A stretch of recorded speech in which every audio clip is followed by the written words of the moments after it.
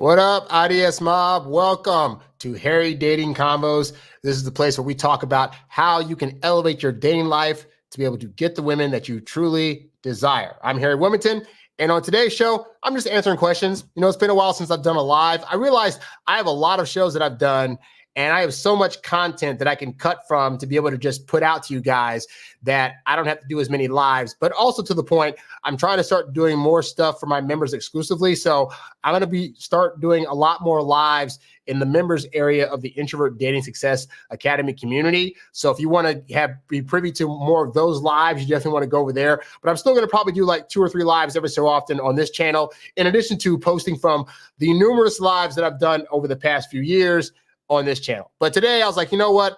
I got a bunch of questions that you guys have asked me over on my comment section. I got emails that I'm going to be getting to. So this is just a full on answering your guys' questions today. If you leave questions in the chat, I will answer them. I'm in Pierre. I definitely have your questions lined up to answer on this show for sure. So I'm going to be answering those questions as well. But if you guys have any questions whatsoever that you want to ask me during the course of this show, this is your guys' show. So you can definitely do that by leaving your questions in the chat box. As always, this show is brought to you by my website, introvertdatingsuccess.com. Now, obviously, I love doing these shows, but if you really want to dive deep into ways that you can fix your dating life for the better and get to know women better and attract them on a level you've never seen before, then definitely go to introvertdatingsuccess.com. Check out my ebooks, check out my programs. And of course, you can always sign up for one-on-one coaching at the website as well. All right. And also be sure to subscribe to this channel. Give these videos a like because they definitely help with the algorithm and push me so that way more guys can know about the stuff that I'm talking about. All right. So we're just going to go ahead and go through some of the stuff that I've already collected over the course of the comment sections and stuff like that. So actually, let me get to this. I'll get to this question first because somebody wrote me a message. So I'm gonna, and I think this one potentially goes with another comment that I got because I got 2 comments that are very similar to each other. So let me get to that first. So I think this is the same guy. So if it's the same question, let me know. But this guy had a question. And he said, Harry, I need your expertise. I went on a first date with a girl, and it was great for the most part. A few things I picked up. Number 1, she was open and said she has the worst FOMO, or fear of missing out. Number 2, I leaned in for the kiss, and she rejected me. She was also open about that and explained that she wants to take it slow because in her past experience, when she would kiss a guy on the first date, it went nowhere. Now, 2 questions. Number 1, is she a red flag for admitting she has the worst FOMO? And number 2, if I lean in for the kiss on the second date and she still rejects me, should I drop her? I really don't want to be led on. What are your thoughts and opinions? So that was the first question I got. And then I got a similar style question under a video I did called 5 Pitfalls of Respecting Her Boundaries. And this person said, hey, Harry, I revisited this video in particular to rewatch a response to a question that I had. And fast forward to today, you've never been so right. I went on a date last night and the girl basically told me she wanted to hold off on kissing, no mention of hooking up due to her past experiences. I was butthurt at first until I recalled some of my recent experiences where when I did stuff on the first date, found out things I wish I knew before and regretted it. After a few moments, I cooled off and continued the date. Needless to say, there will be a second date. Just wanted to share this real quick. So I believe these are 2 of the same. They may not be. But either way, in terms of what the second guy said, I decided to watch back on that video. In that video, I was talking about how men find it very unfair where a woman will say things like, oh, I hooked up a lot in my past, or I made out with a guy in my past, and so now I'm trying to take things slower, and we take it personally because we're like, well, that's not fair that those other guys got that. Why can't I get it? But to this guy's point, if you really think about some of your prior experiences in dating, you've probably experienced where you did stuff with a woman maybe a little too soon, and it resulted in there being distrust there, or bad things happening, or things not going the way you wanted them to go, right? So I remember early in my dating years, for example, I went on a date with a girl. We went out by the first date we were making out, and by the second date we were hooking up, right? And so we dated for about 8 or 9 months, and she was just very apprehensive about things, and she wasn't always trusting of the process of what was going on. And so after we broke up, the next woman that came along, I said, you know what? I've had these experiences now where I've hooked up a little too early with women, and maybe that is playing into why these relationships aren't working out. So for this new girl that I'm dating, that we've gone out on a couple of dates, she's clearly into me, I'm going to actually withhold intimacy until I feel that we've gotten to know each other a little bit better. And with that particular woman, it took 2 months before I decided, you know what, I think I'm actually down to do some stuff, at which point we did some stuff. But she was already ready to go after like the second or third date. I was the one that held out because based on previous experiences, I figured, you know what, maybe I need to change up my tactic so I'll get different results, because the definition of insanity is doing the same thing over and over again and expecting you're going to get different. And so women go through that also. Women go through, hey, there are women that go through like that rebellious stage, or that stage where, you know, at the ages like 18 to 21, they're just like, oh, I'm free. I'm in college. I'm away from my parents. I can do what I want. I can hook up with whoever. I can do whatever. And then after like a couple of years of that, they're like, I have all these bodies now, but I'm not feeling good about myself. And none of those experiences resulted in me having a long-term relationship. So you know what? I'm going to learn from that behavior and I'm going to change up tactics. And then so unfortunately, you may be the guy that she's testing this out with for the first time. And the worst thing you can do to a woman that's trying to potentially better herself or trying to let you know that she wants to experience things differently in the hopes that it'll go better is to punish her for it. Now, there are guys that say, but Harry, if it was a Chad or Tyrone that looked really good, she wouldn't be imposing those rules. And I get tired of that rhetoric because, yes, that is what is posted on social media. But at large, we're all ultimately dating and we're learning things about ourselves and what our process is going to be. Again, I don't fault nobody for wanting to change that up, you know? And so I say, if you're a guy that's going to feel some kind of way about that, there's nothing that says you have to date women that are going to give you this spiel. Like, you don't have to, you know? But in reference to the guy that wrote me specifically, I will say this. So to your first question, is she a red flag for admitting FOMO? There's always a level of that going on. Like, even if you're in a long-standing, committed relationship and you guys immensely love each other, a part of your brain's going to probably see like some hot chick on the street and be like, but I wonder if I could make it work with her. Like, that's just, our brains are going to be naturally inclined to be like, but what else could have happened? We just learned over time, especially as a guy, you should be learning to hedge your bets. If you're dating a woman that's giving you like all the things you want and is nice and cordial to people, and you barely fight with her, but like maybe she has a couple of things here and there missing, you got to ask yourself, if another woman comes along, what are the odds that she's going to have everything your current girl has and more?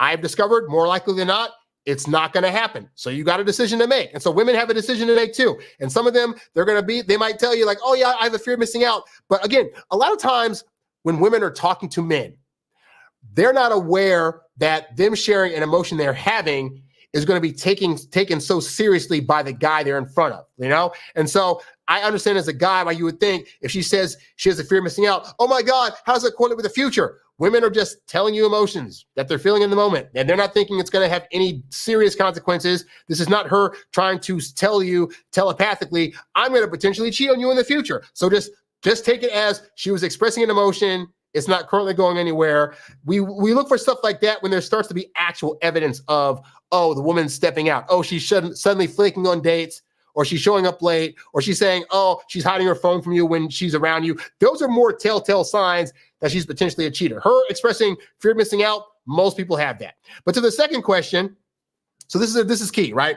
He asked if I lean in for the kiss on the second date. So here's what you're not going to do. What you're not going to do is go in for a kiss on that second date. And I'm telling you this from personal experience because there was a time where I went out with a woman and we had like a night of it. Like I met her through one of my aunts. She was a coworker of my aunt, but she was like a younger person. So like, I think at the time I was 20 something and she was 20 something. And so we were talking to each other, we were seeing each other. But when on that first time out, we went out, this was in Vegas. So we went out, did some cool stuff in Vegas, had a great time. At the end of the night, I drove her back to her house where she was living with her grandma at the time, right? And before I walked to the door, I lean in and I give her a kiss on the lips, and she does not reject the kiss. I get intel from my aunt later, though, that even though she felt weird not telling this to me because we had such a great time on the date, and she really did like had the hots for me and really found me attractive.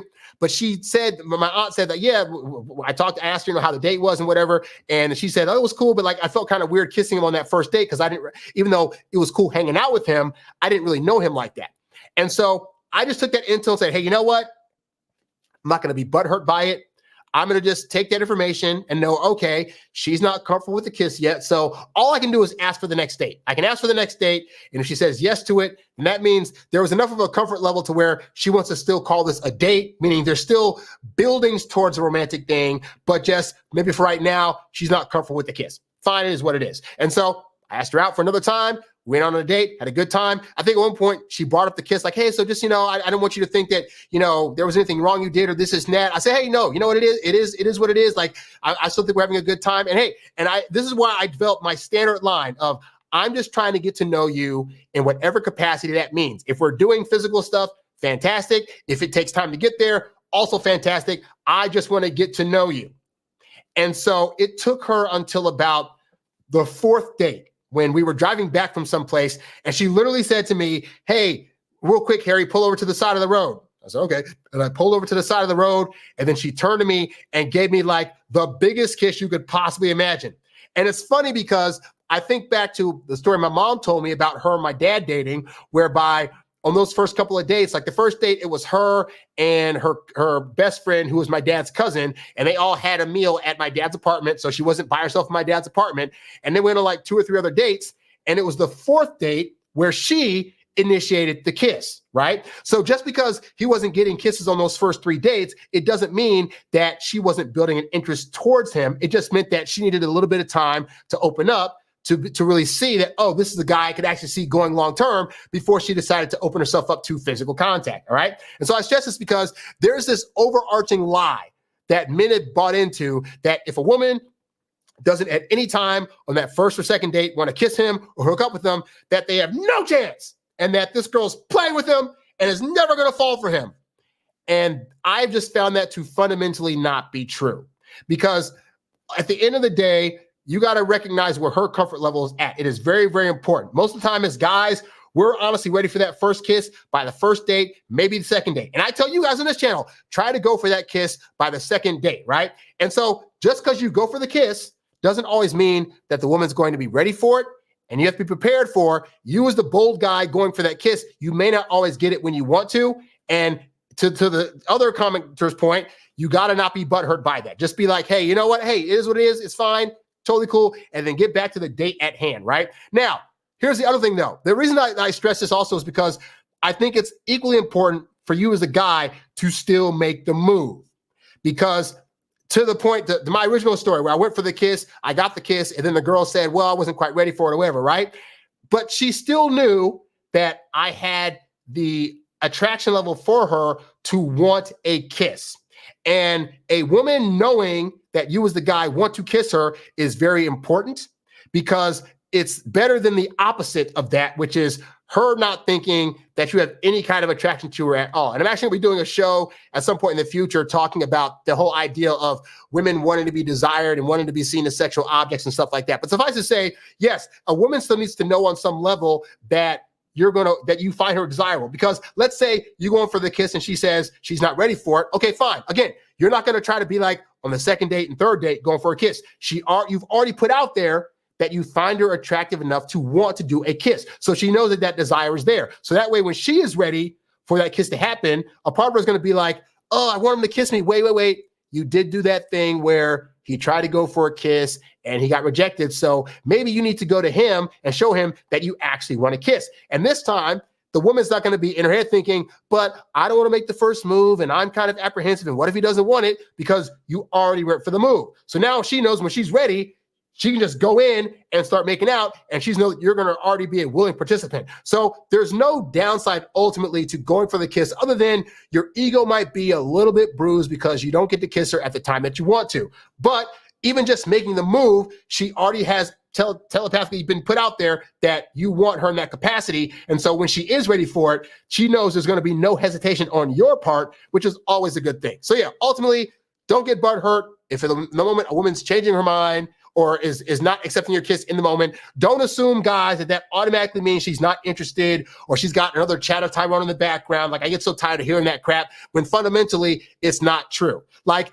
I think because men have this idea that just all women have all these chats and Tyrones, always hitting them up in their DMs, and they're always being able to accept them, that they think that it's just an automatic wash if a woman's not automatically giving them right away the kind of physical contact that they want. And I've just learned in my journey that as many women as you think are getting all these DMs, they are not. And even if they are, they're not getting hit up by the guys that they actually want. So they could easily be in a dry spell. Like, a woman could have all these guys in her DMs that she's just like, not feeling him, not feeling him, not feeling him. And so, yeah, she could still be sitting there like, if this guy would just act right, I would do the stuff, but he's not acting right. So just consider that as you go forward in your dating journey. But hopefully this helps that guy out. Okay, so let's get to another question that I got over the course of the week. Okay, I had a guy that left a comment saying, Harry, please talk about dating activities versus relationship activities, which I'm going to do. So a big problem that guys have in the dating realm is that oftentimes they're doing things in the course of just dating a woman that are causing women to lose interest. And it's not that those activities are the worst things to do, but it's that some of those activities are better suited for when you're in an actual relationship with the woman. And I understand how this can be hard to get for some men because, you know, we get told by women on TikTok and on YouTube, I don't want to date a guy that's just doing the bare minimum. If he's doing the bare minimum, he doesn't really care for me. I need a guy that's going to do more than the bare minimum. And what women don't understand is that we hear that and think, we need to be doing more than the bare minimum all the time, including during the dating phase. When women are telling you guys that they don't want a guy just doing the bare minimum, they're talking about men that they would potentially be in relationships with already. But I can assure you more often than not that does not apply to the dating phase. Because in the dating phase, you're trying to learn her and she's trying to learn you. And in the process of learning each other, you're going to be doing certain activities that are bare minimum activities, but they're bare minimum enough to be able to A, get to know each other, and B, help to build the attraction process to see if on her end, if you're worthy of a relationship, and on your end, seeing if she's actually worth giving all these extra resources, time, energy, effort, attention, and money to, right? And women get that, but men don't. And so women get that, but then they say, I want a guy that's giving more than a bare minimum,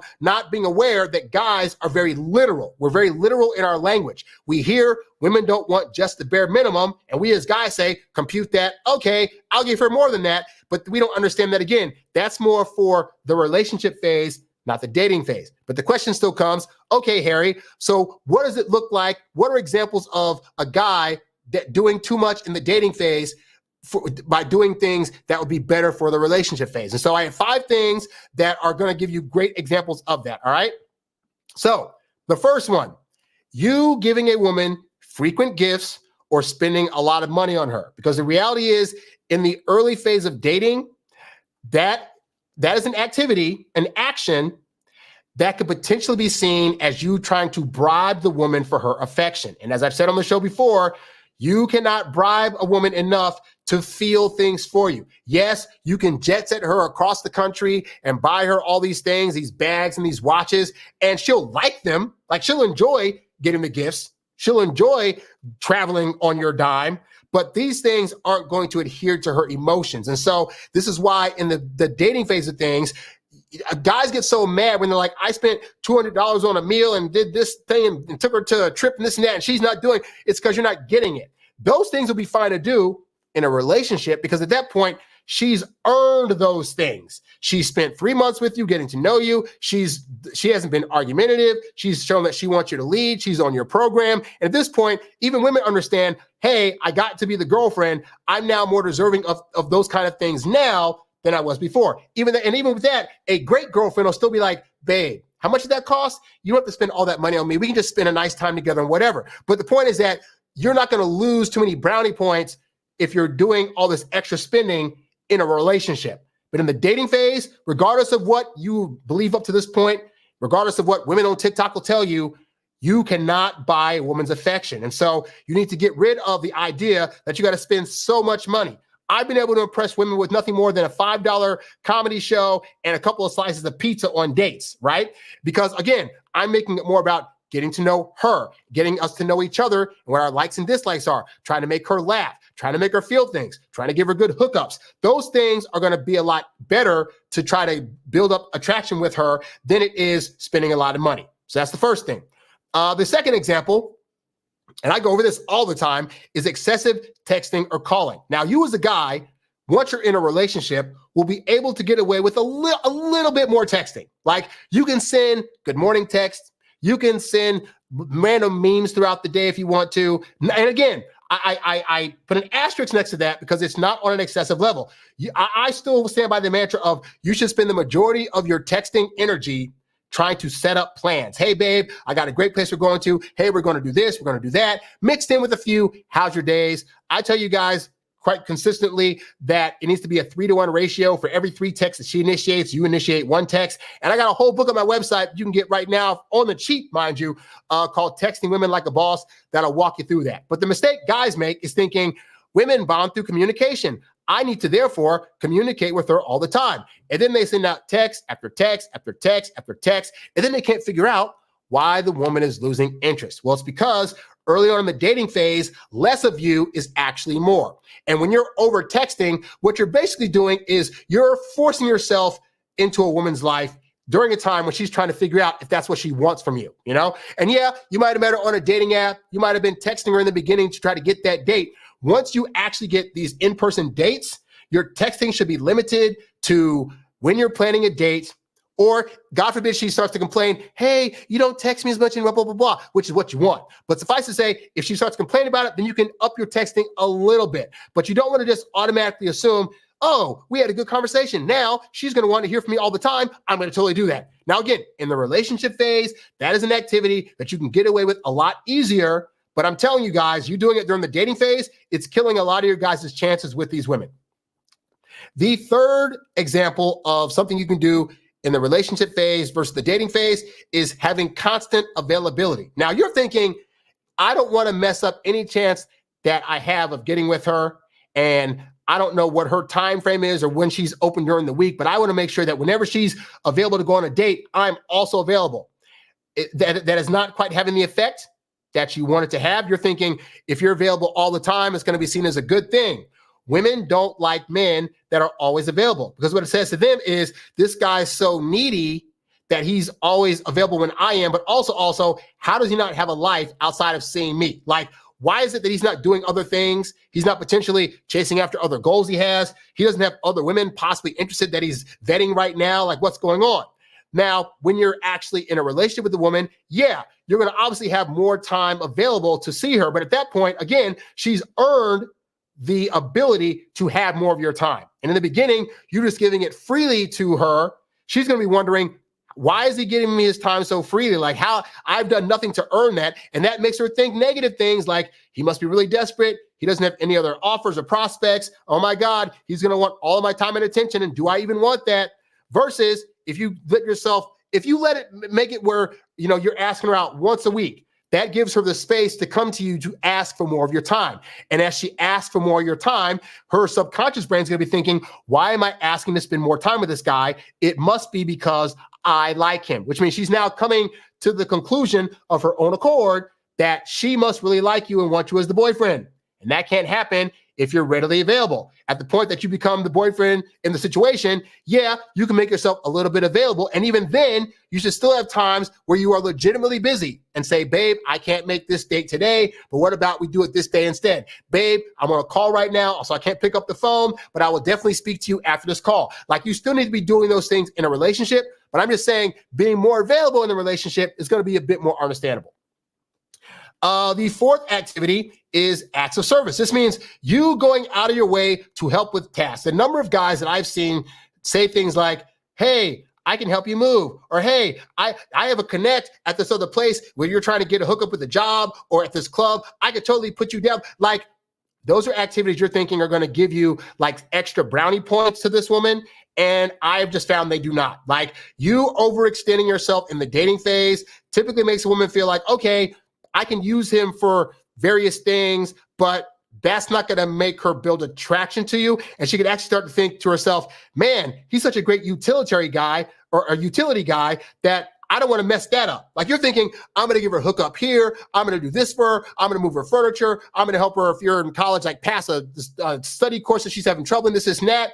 All she's going to think now is these hookups are amazing. And I don't want to ruin this by potentially messing with him now, because then my hookup guy goes away, which ironically means she won't be hooking up with you in the capacity that you think. Now, at the point you get into a relationship, now you can stretch yourself a little bit further. You know, you can be that guy that volunteers to help her move, or be that guy that volunteers to cook a meal at her place. And this might sound confusing because you're thinking, but Harry, aren't I taking her on dates? Aren't I like taking her places where I'm paying for the dates? I'm planning things. Like, how is that not overextending, or how is that not an act of service? Well, you're setting up scenarios to get to know her. You're setting up scenarios to potentially hook up at her place, okay? And that's just par for the course. But women will see that and be like, that's not overextending. For example, you planning a date where you go to like a pizza dinner, or you go for a walk on the beach, or you go to a comedy club. These things don't cost a lot of money. These things, you're planning those events to happen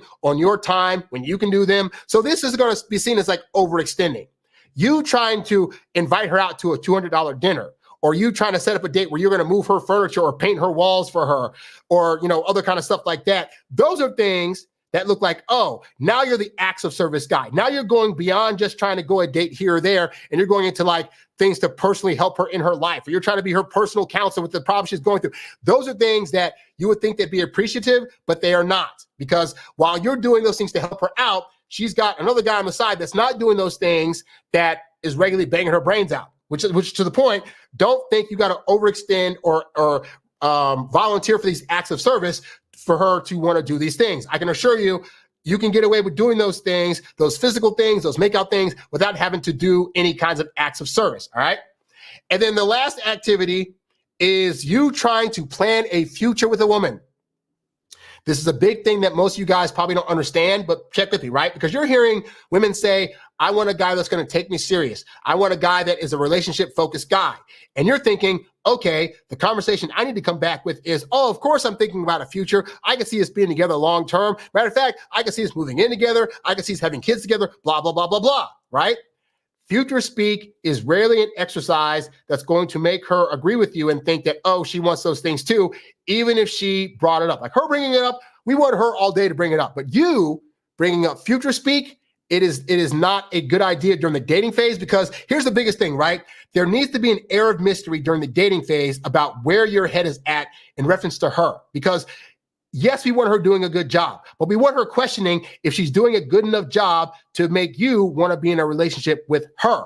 And a lot of times guys have that backwards. You think that you got to prove to her why you deserve to be in a relationship with her. And so you want to do all the things and say all the things and bring up emotions and feelings and talk about future speak. But really, sad to say, guys, there needs to be an air of mystery that's there to where she doesn't completely know how you're vetting her right now. Like by month 2 to 2.5, she's going to be starting to think about, I've spent a good amount of time with this guy. He's been consistent. He's been trustworthy. I think I could see a future with him, but I don't know where his head's at. And that thought right there is going to be the one that's going to make her go to her girlfriends and ask about, well, you know, does he see me in this capacity, or what's going on? Or let me analyze the dates we've been on and the conversations we've had. But he hasn't really said anything about a future. I don't know where his head's at. You know how I know this works? Because I have female friends that regularly come to me with guys that they're dating and ask those questions. Well, we've gone out for 2 months, but I don't know where he's at. And this and that. Matter of fact, it's funny. I had a conversation the other day where I accidentally sent a message to a group chat that I was in, but I was trying to send it to one person, but it went to both people that I was talking to because we were in a chat about some project I'm working on, right? And so I was saying to my female friend that, you know, because she was questioning about if this guy really liked her. It's been 2 months of dating. He hasn't said anything about whatever. And so I was saying to her, I said, honestly, the way I typically get into relationships is after like 2 months of dating, a girl will come to me and be like, hey, so what are we? What's happening with this? What's going on? And they might be mad because they don't know. They don't know where my head's at. But that's the motivation I need from them to come to me to ask me what I want, because I know going to them is going to be downfall, right? So this other woman that ended up being in the chat was like, yeah, she said this verbatim. She literally said the man that she's now married to, when they were dating, they had gone out for like 6 weeks and they were spending a lot of time together. At no time had he talked about the future, and she was upset. So what she did was she said she purposely picked a fight with this man so that way she could just bring up, well, I mean, and I don't even know where this is going because you haven't said how you feel about me. And so I just want to know, like, what are we doing here? Where are we at? So she purposely picked the fight so that way they could now talk about future stuff because she wanted to talk about it. And that's what you guys don't get sometimes, is that women of their own accord are going to start bringing up things about futures and relationships. But if you bring it up, you're going to probably be feeling that you see a future with this woman after 2 or 3 dates, and it's going to be too soon. Now, at the point that she brings it up, you guys get into a relationship. Now, if conversations come along about like, hey, so where do you see us going in terms of like having kids or living in a certain part of the country or where, then if you bring those up sporadically, it's not going to be seen as too soon because she was already bringing that up when you guys got into a relationship. And even then, even with that, again, because I stress these are things that you can do and get away with a lot better in a relationship. But even with that, guys, these are still activities and things that more often than not, women should be doing most of. Women should be the ones that are mostly, okay, not getting you gifts and stuff, although we do want women to be getting gifts and spending sporadically here or there, right? But in terms of like texting stuff, in terms of being available, in terms of volunteering to do stuff, and in terms of planning futures, those are activities that women should still be doing more of. Like I tell you guys, 3-to-1 ratio. For every 3 times she initiates a text, you initiate a text. For every 3 times that she says, I'm available, make yourself available. For every 3 times that she volunteers, hey, and by the way, women in relationships, if you really pay attention, you got a good woman, is going to be doing a lot of volunteering. I'm talking cooking meals for you. I'm talking saying things like, hey, babe, I was at the store today and you mentioned you needed this tie and I got you this tie. Like, they're going to do so much of that if you're paying attention that, and all they're going to want from you is a thank you and for you to take them out on a date once or twice a week. Guys, if you find a good girl, she's going to be doing more of that stuff than you. Like but she's not going to feel like it's imbalanced because the things you're bringing to the table in terms of emotionally supporting her, being a shoulder to cry on, being somebody she can have a good time with, those things are infinitely valuable to women. How do I know this? Because I have women that are in their late 30s to early 40s that are friends of mine on Facebook who are single that I constantly see saying things like, I'm going on this trip, guys. Who wants to go with me? Or, oh, I'm going to the show tonight. I wish I had somebody to go with me. Like, don't take out the fact that your presence in her life is inherently valuable for the simple fact that she won't have to be alone. And so with that said, that's why it's important to know that you being in a relationship with a woman is a big deal to her. And that means that some of these activities you want to do now, she's willing to wait for them to happen because she wants to get you to the point where she feels as though she has enough attraction for you to be the boyfriend. Help her get you to that point by not doing all these things I talked about in the dating phase and escalate them a bit in the relationship phase, and things will work out immensely. So hopefully hopefully I've talked about that in a way that guy finds pleasing. All right, moving on. We have questions in the chat. Yes, if for Ethan Ho, just leave your question in the chat and I will get to it. Okay, we got a question in the chat, and the question goes, Harry, I currently live with my parents. Nothing from my doing. When is the best time to tell her? I plan to be honest, but I don't have a set plan. Everything that's going on is dependent on external factors. I still plan on moving out, but once again, there are things beyond my control that prevent that.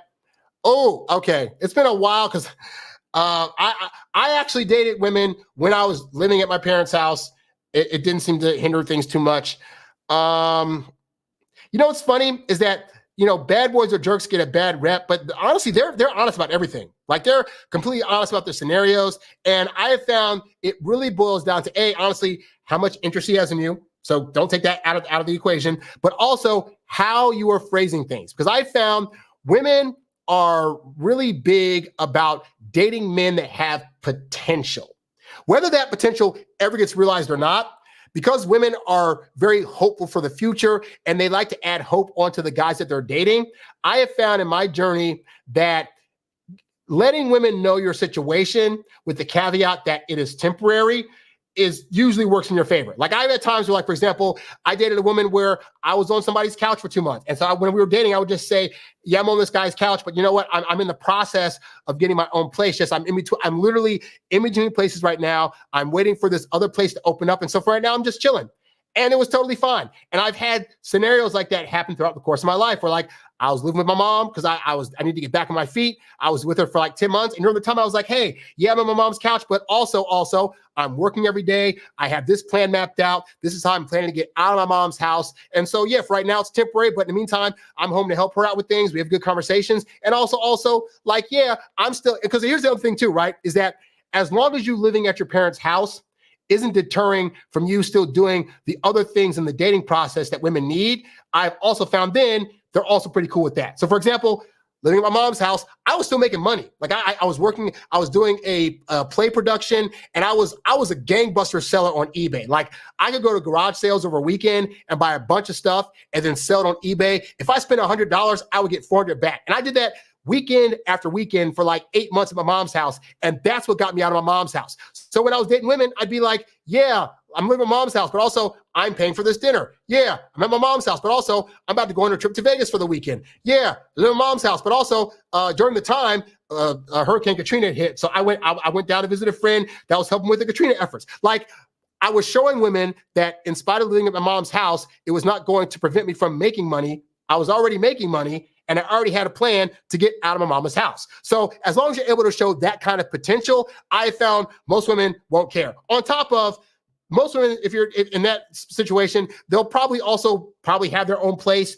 or a place with roommates where it's like, if you can't go back to your parents' house, but she knows that she likes you enough to want to do some stuff, she can say, hey, let's go back to my place. At which point you're doing a lot of stuff at her place. Now, the caveat with that is you don't want to become that guy that's now using her place as a crutch, because so many women have the story of like, I was seeing a guy and then we were hooking up and now he's just at my place all the time and won't leave, because guys get obsessed with women and then don't want to leave them alone and don't want to give them their alone time, which as an introvert, I don't understand. Even women that I'm in relationships with, I'm like, I need to not see you for like a little bit. I don't say that to them, but I say that in a way that lets them know this is time for my alone time, right? But suffice to say, yeah, a woman that likes you and has high interest and wants to do some stuff, she will invite you over to her place. But don't make the mistake of thinking you now have squatters' rights to be in there all the time, because you still don't want to give off any kind of impression that you're taking advantage of this woman just because she has a place, all right? But hopefully that answer helps you out, and I appreciate you leaving a super chat for your question. Okay. Once again, Ethan, if you have a question, you can definitely leave it in the chat, and I will get to it. So I'm going to get some water real quick because I am surprisingly thirsty. It's hot out here in La La Land. In the meantime, I'm going to leave you guys this brief little snippet about some of the ebooks that I have to offer at the website. Hey guys, Harry Wilmington here, and I just want to tell you really quickly about some of the awesome ebooks that I have available at the website. So to start off with, we have my brand new book, Stop Losing Women, which is based off of my previous podcast, and it's over 284 pages of life-changing advice for your dating life. You're going to discover in the span of these pages the ins and outs of how to become more confident, the do's and don'ts of how to attract women, how to pace yourself during the dating process, and ultimately what it truly takes for you to be a more confident dater, so that way you can get out there, attract women, and more importantly, stop losing women, okay? The other ebook that I have on my website is called No Girls For You, The Ultimate Guide to Losing the Girl of Your Dreams. This is the first book that I ever wrote, and simply put, it is a 12-chaptered masterpiece that is designed to, in a very funny way, mind you, guide you through the ins and outs of why all the things you're trying to do right now to attract women can actually cause you to lose them. I mean, things like being the nice guy, overextending yourself, getting too many gifts, too many compliments, and a variety of other things that you may think as a guy I should be doing. This funny book's going to help you figure out once for all why you should not do those things and how to better yourself instead. So be sure to check that book out as well. The other book that's been very popular at my website is called Texting Like a Boss. This is where, for all you guys out there that have problems texting women or don't understand why she starts off so chummy in the terms of the texting things, and then she starts to kind of go away and you can't figure out what's going on or why, or you're not an efficient enough texter to be able to actually get dates by way of texting. Well, this book is going to give you 21 do's and don'ts that are tried, true, and tested, so that way you can get the results that you want with women when you're texting them, and ultimately not do the wrong things that are going to cause her to eventually ghost you in the texting realm. All right. So check that book out at the website.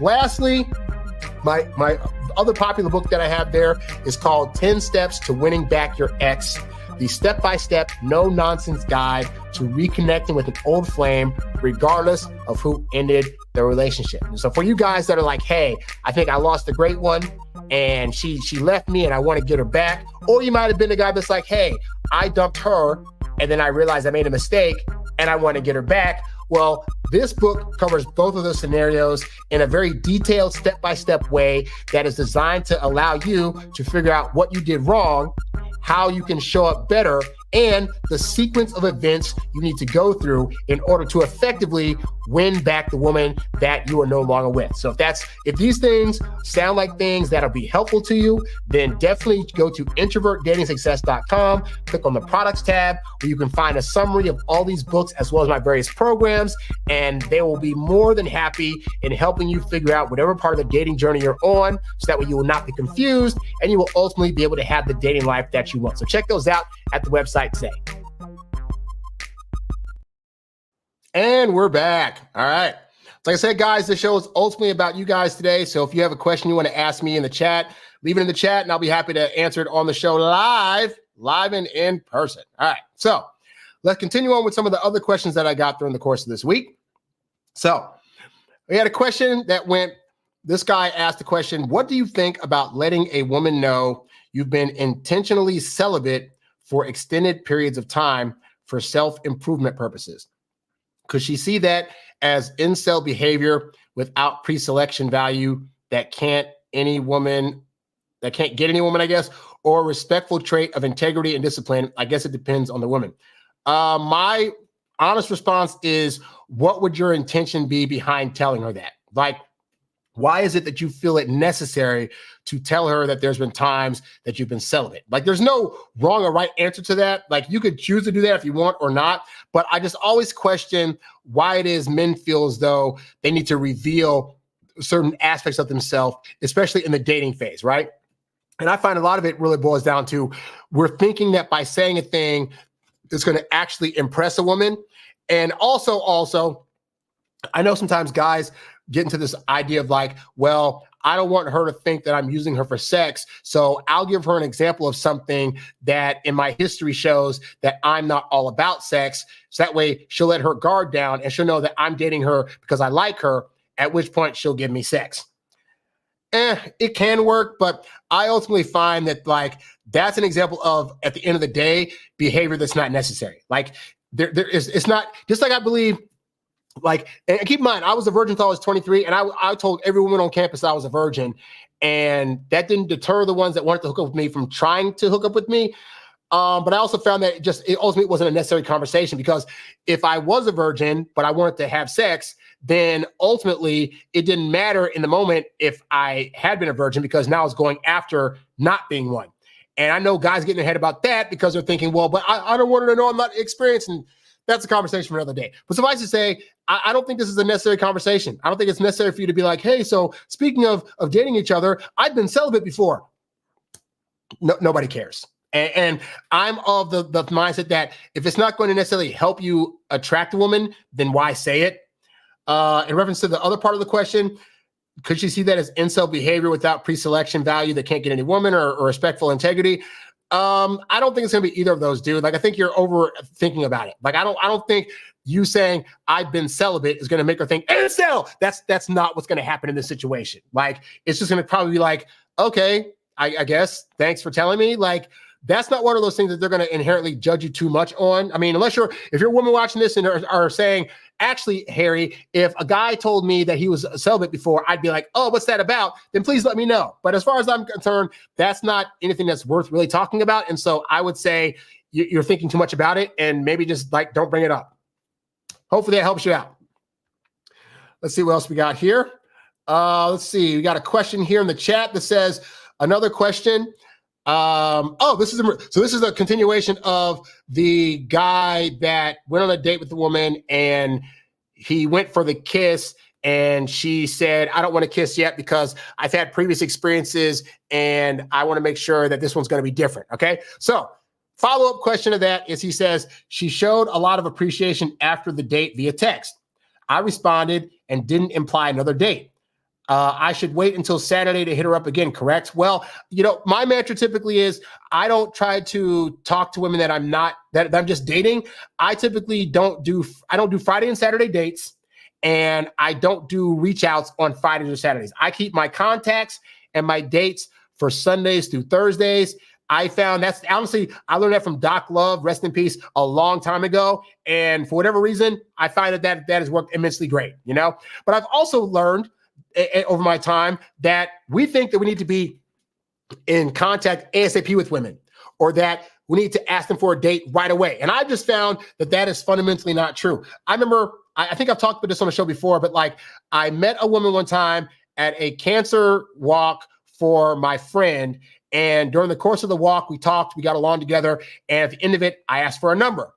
I waited a month and a half to reach out to her for a date, and it did not deter her from wanting to go out. So you had a great date. You had a good time. Fantastic. Let her sit with that. Hey, what's today? Today's Thursday. Okay. You could realistically wait until Sunday to ask her for another date. And if she has high interest, she will say yes. Now, what will also happen is during that time, if she's still feeling attracted to you, she will also probably reach out just to say, hey, or send a meme or some other crap like that, right? So, but either way, the point is the fact that she showed a lot of appreciation after the date via text. I'm going to assume that she reached out to you after the date first for that text. I'm hoping that that's what happened. I hope you didn't reach out and say, I got home safe. Hope you had a great time. Hopefully she reached out to you. I don't know. But either way, the fact that she was showing appreciation, that's her way of covering her bases, because she knows on a conscious level that her rejecting your kiss could make you feel a certain way. And so her responding and saying, hey, just want you to know I had a great time, that's her saying, please, please, please don't take the fact that I didn't say yes to the kiss make you think that I didn't like you. I probably want to go out with you again. And so great. You didn't ask for another date. You did the right move by not asking her in that moment. Sit on it for a little bit. I'd say wait till Sunday to ask her out. But hey, if you feel as though Saturday's better, because I don't know when this date happened that you were talking about. If it happened say Monday or Tuesday, maybe Saturday, but you could really wait till Sunday, because again, women that are building interest in you and have high interest and want to go out with you, they're not going anywhere. And I know as guys, we think, but I got to ask right away or she's going to forget about me or go out some other chat or Tyrone. And I, again, have just found in my dating experience, I've had women wait months for me, weeks for me, years for me. And when I hit them up, they were ready. So don't think that your timetable has to be so quick. Sunday is only 2 more days in the grand scheme of things. Because I try to give guys perspective like this. If you're with a woman for 30, 40, 50 years, right? That's a long stretch of time. 3 days is barely this much. It's barely a speck on my finger, right? So you got to look at the longer perspective of this. And in terms of you dating this woman, if she gets annoyed after 3 days that you didn't contact her, that's you're finding out early on the level of patience she has, and you've done yourself a favor. But I'd say wait. But again, you got your scenario better than I do, so you got to check that out. Let's see. Let's see who's here. Blah, blah, blah. Okay, we went to that one right here. Okay, cool. So we went to that question. Okay. We have a question in the chat, and the question goes, place suggestions. Okay. So in terms of first dates, the reality is that, because I'm the guy that very much is hey, invite a woman out, take her to a certain activity or certain get to know you place, blah. And then there are guys, quite honestly, that'll fight me on that and say, no, you should be able to invite her to your place on a first date. Every Chad and Tyrone out there is able to just invite her to the place and do whatever. And so my ultimate thought is this, is that it's not that you can't invite a woman to your place right away for a first date. That can happen, but I always try to hedge your guys' bets and give you guys advice that's going to give you a higher probability of the woman being interested. So let's say you're trying to go for that first night hookup. You could just invite her to your place, and she may say yes. But I have found in my personal journey, it's typically better for there to be a bit of a buffer zone, some place where you guys get to know each other without her feeling any kind of level of, I'm going to a strange guy's place, I'm alone with him, I don't know what his temperament is. If I just go there and I say I don't want to do stuff, is he going to treat me some kind of way that's going to bring harm to me? And so I've just found that inviting a woman out to do some kind of public activity where we spend anywhere between 45 minutes to 90 minutes getting to know each other, that typically results in, at the end of that conversation, now she knows me a bit more. She's a bit more comfortable. She's loosened up a little bit. And now if I say, hey, I'm going to take you back to your place, or hey, do you want to go back to my place? I find it's now easier to do that once we've established a little bit of rapport, a little bit of trust on the date. And so I say it's always good to try to do some kind of outside activity. And then if it happens to go back to her place or your place, fantastic. As for actual places, I think the problem most guys have is they think that they gotta, if they don't have, I had a whole comment, matter of fact, there was a comment somebody left this week, and they said a few things. They said, one guy said, I'm afraid, because I did a video called "If Boss Babes Have Money, Why Do They Still Have to Plan? Why do we still have to plan and pay for dates?" And this guy said, "I'm afraid women will always look at men from a financial point of view. If she earns $50,000, you're going to have to earn $100,000. I can assure you, yearly, I have yet to make $100,000 in my personal life, and I have dated women that have exceeded that. And they were highly into me and wanted to do all the hooking up and had no problem with the fact that I earned less. What did I bring to the table besides money?" And the answer is I bring thought. I bring the fact that I'm putting forth effort to plan dates shows them that I'm actually thinking about them and caring about them, and I'm having conversations with them that make them feel like they can come to me on an emotional level and talk about stuff. And those are the things that inherently are more valuable to women. And we've all men have bought into this lie because it gets pumped very heavily on social media, on TikTok and YouTube from these women that are saying, well, if my guy doesn't make X amount of dollars, blah, blah. And those women are single. You know, the women aren't single. The women that are like, yeah, I make a lot of money, but I go home to a dog every night. And I want to come home to a human that cares about me. So darn what he's making. Can he fix something in my house? Can he, take me on a date, make me feel good? Can he be there emotionally for me to cry on? And so those things matter a lot more. And I say this because I don't want you to think that your dates with women have to be these $200, $300, $400 dates. I've literally done pizza dates. I've done beach dates. I've done walking dates. I've done park dates. I've done dates where I just take a woman someplace and say, we're going to take pictures today. Not that the place doesn't matter so much as like you spending time with that person, but there are certain activities that facilitate better conversations. I know people get down on the whole go to a restaurant. Restaurants are the best place to see. Can you sit in front of a person and just talk? Because the majority of your relationship is going to be you and a person sitting there at home, just talking, sitting at the dinner table, just talking, sitting on the couch, just talking, sitting in the bed before and after sex, just talking, going on a car trip, just talking. If you can't do an activity where you're just talking with the person in front of you, then it's going to be bad times. So I actually think that's a perfect date. Plus, it typically tends to be a lower price date if you're playing it right. Now, I had another guy comment under the same video because I had said in that video, like I said, famously, you can take a woman out for pizza and you can split the pizza, or you guys can go get personal pizzas and a drink, and it ain't got to cost a whole lot. And so this guy said, I think I said in that video, you can get a whole pizza for $20. And this guy said, a whole pizza for $20, dude, when was the last time you went to a Round Table, a very popular pizza place, especially here in California? He says, unless you were only putting cheese on it and drinking water, you ain't leaving that joint for less than $50. Toss in a salad, breadsticks, or wings, because we don't want the woman to think we're cheap, and you better be bringing a C note, i.e. $100, right? So let me just dispel this once and for all for you guys, right? Because, again, we hear the rhetoric, and guys are made to believe if they're not spending a whole lot of money on a first date, woman's not going to like them, right? So here in California, there are pizza places.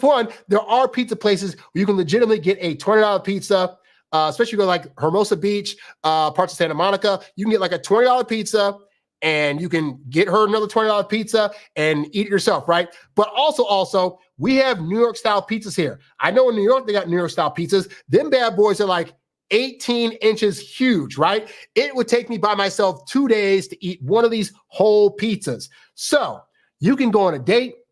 You can find out what she wants as a topping on her pizza. And I know I'm lactose intolerant, so I always do no cheese, pepperoni, and sausage. But let's say she wants just pepperoni. Okay, fine. You know what? I'm going to order just a pepperoni pizza. I'm going to get half the pizza with cheese, half the pizza with no cheese. we're each going to get 4 slices of pizza. Now, here's what you don't understand about women is that most women on those first couple of dates aren't trying to pig out because, one, they don't want to like have any bad bathroom things happen, but also they don't want you to think that they're a glutton. And so even women that you're trying to spend all this money for all this food, I found even doing that on dates, most of the time the women in front of me don't finish their meals. If I were to do this guy's thing, okay, I'm going to order each of us an individual pizza. I'm going to order a salad for us and a drink and also some wings. Where's she going to fit all that? She ain't going to eat. She's not going to eat a pizza, a salad, wings, and then have a soft drink on a date. Like in my dating experience, that's never happened. Like, but what has happened is I can split a pizza. We both get 4 slices. She eats 2 here. She takes 2 home. We may possibly get a side of breadsticks, but we're already eating bread with the pizza. So I've been able to go on dates where you go you order one pizza, New York style pizza. We'll say objectively it's $25, right? So $25, you're splitting that one pizza between 2 people, throw in breadsticks that are like $7. So now we're up to like $35. Throw in a decent tip, you're at $42. $42 is still not a lot to spend on a date. And you get to know her, have a good time. I've also done, again, coffee dates. I've done, hey, let's just go get a dessert someplace real quick dates. I've done picnic dates where I literally go to the store, I get sandwich meats, I get breads, I make all the food, and I take it to her, and I'll say to her, hey, I'll bring the sandwich bread and the meats and stuff like that. Just get some side snacks. So now I'm paying like $15 for breads and meats, and she's paying another $15 for like fruits, maybe a potato salad, maybe some drinks. Boom. We have a collective date that we've done, but women love that romantic crap. Oh, we're going on a picnic date. It's like what I've seen in all the movies where there's a blanket there and a picnic basket, and oh, it's in nature and this is that. It's all about creating moods and moments for women to enjoy, not so much about your wallet, okay? So I need you to get out of the head stitch idea that every woman out there in the world wants a guy that makes more money than she does and always needs expensive dates every time. Because I can assure you, that lifestyle is not easy to keep up. Like, if I'm going to be the guy spending $100 on date 1, that's the starting point. Now that woman's going to expect every single date to be $100 or more. And that's just not the reality that most people live in. Like, women understand we got budgets, we got cars to pay for, we got apartments. So yeah, even women are understanding, I don't expect this dude to take me out on expensive dates for every single date. Why would it start with the first date? Like, that's something that you can work a woman up to, whereby it's like, hey, we've been on a few really cool dates. And so to show my appreciation, now I want to take you to a steakhouse. But don't think that women are going to be butthurt or mad if you don't take them on that kind of date on the first date. So I just wanted to dispel all that. But hopefully, guys, some of that helped you out with ideas about where to take women on dates. Again, you ain't got to spend a whole lot of money to make sure that she's having a good time. All right. We got a question. Well, if you have a question in the chat, hi, Probin saying, I don't know how to pronounce that. But if you had a question or you have a commentary, feel free to leave it in the chat. All right, we got a question in the chat. Let me drink my drink here. All right. And by the way, guys, if you want more of this detailed stuff and you want more in-depth help with the stuff that you're going through, you can go to introvertdatingsuccess.com, sign up for one-on-one coaching. You can also get any of my ebooks, audiobooks, or programs that are designed to give you a leg up in the dating sphere. All right. So we got a question in the chat. This guy has a question. He says, if a woman asks to see you more and you text her 2 different events asking her to join you, and she does not respond to you, but replies to something else you sent her not related, what should I do now? Oh, I feel your frustration, guy. I hate that. I hate when you're asking a woman to do a thing and then she doesn't respond back to it.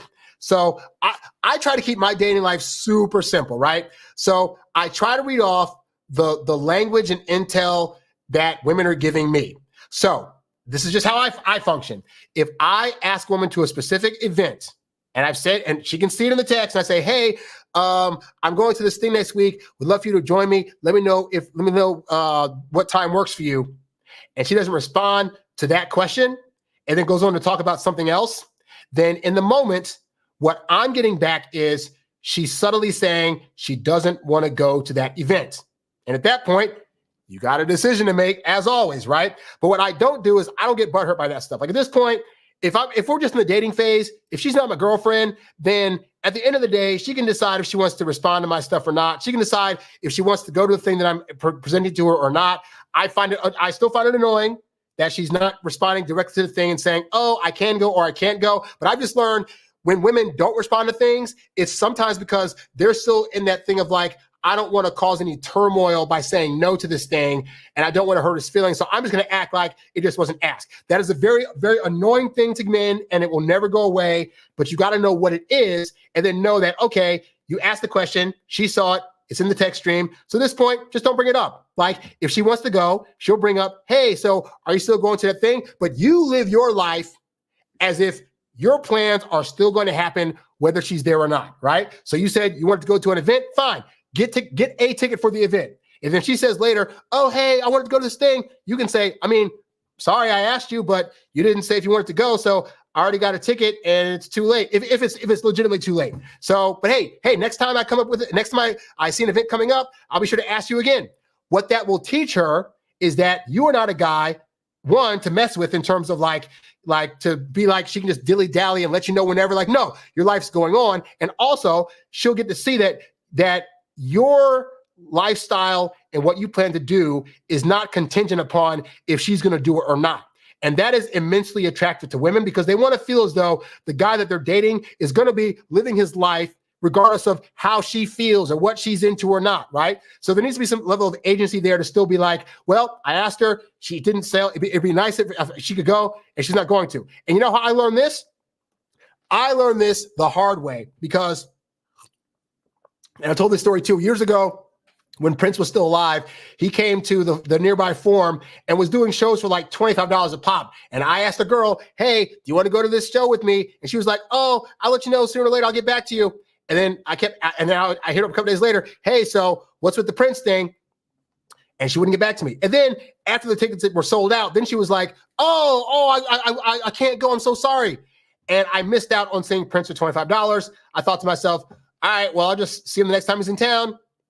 And now he's dead. So I learned then, okay, I can't be waiting for these broads to like get their lives straight or decide when they want to answer me. If I'm going to do a thing, I phrase things now as this. I say, hey, I'm going to this thing. I'm already going. I'm going to be going to this thing on such day and such a time. If you're interested, let me know soon because I can still get you a ticket. If they don't let me know soon, then I just assume they're not going to go. If they get mad at me later, I just simply say, I already asked you. And then they learn real quick, oh, I should probably get back to Harry when he's asked me to do some stuff. So that's how I would handle that. Hopefully that helps you out. Okay, let's see. Continuing on with some of the other questions that I got during the course of this week. Let's see what we got here. Okay, let's see. We got a few things here. Visited that one. Okay, we had a question from a guy that wants to know, what if an old hookup texted the girl that I'm seeing asking her for a hookup? Mine entertained him before blocking him. I'd say she's out. I'm sorry. A woman that you're dating entertained a conversation from a guy that she previously hooked up with and then decided to block him. But before she blocked him, she actually entertained him about that possibly happening. She's already out. She's disloyal. So I'd say get out of that. That was simple. Let's see. Next question. Let's see. This guy has a question. Let's see what he says here.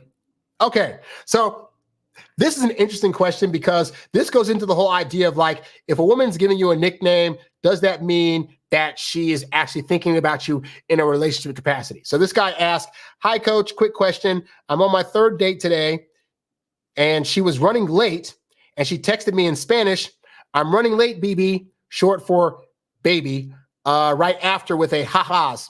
Mind you, we are not in an official relationship, nor have we talked about it. I want to know if it was a slip up. She didn't try to correct it or anything in the conversation. She did mention that she wants to get closer to me.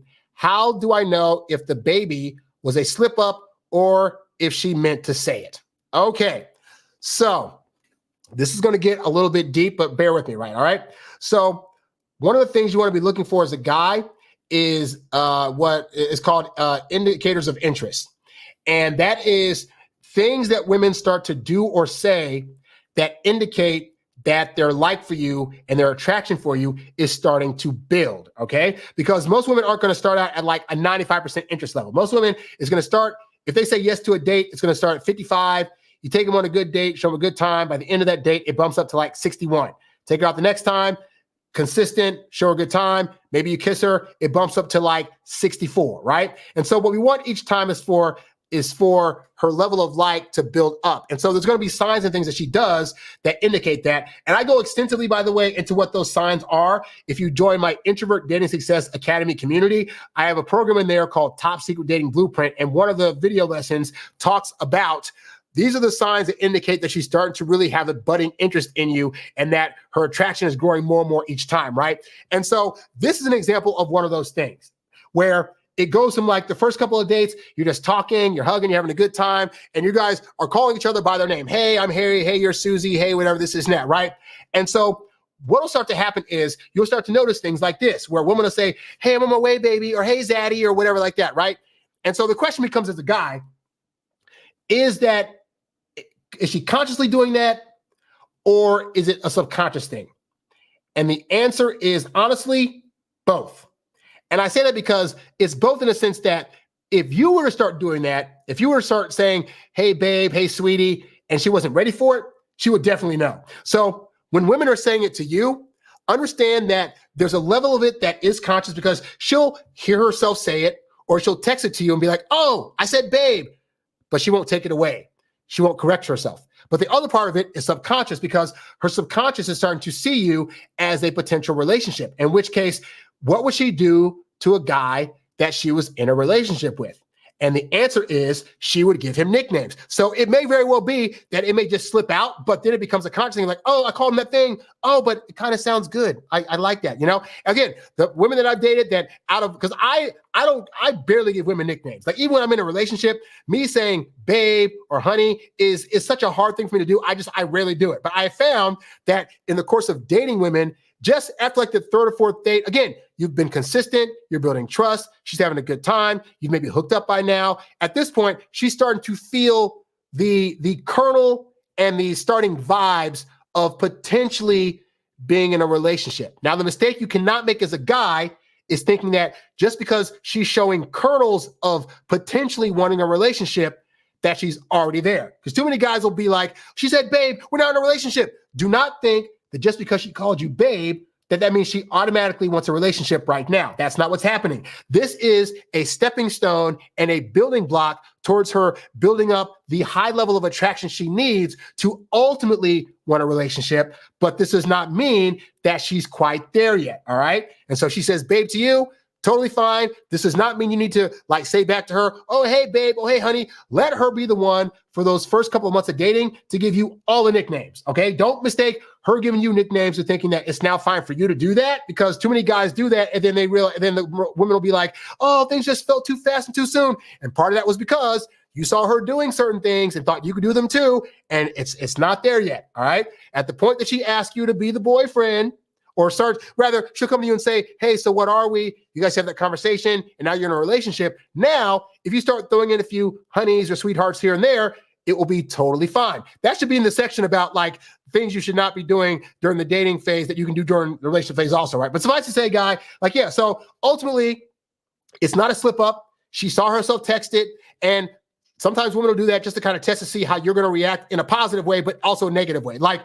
her saying babe to you, if you were to be like, oh, she called me babe, oh, of course, sweetie, this and that, you don't want that, all right? So that could be a test to see like, okay, how obsessed is he with me? So you pass that test by not overreacting to her calling you babe, because you still need to be on the 2 to 3 month plan. It takes a woman 2 to 3 months to solidify her feelings. This nickname thing is part of that process. It is not the end of the process. So you take that, you observe it, and you say, you know what? Okay, I got you. I see where this is going. Let's move on. All right. So hopefully, guy, that helps you out. Okay. Let's see real quick here in the chat. Let's see what else we got here in terms of like what's in the chat here. Let me see here. All right. Hold on a second here. All right. Let's see here. Question in the chat goes.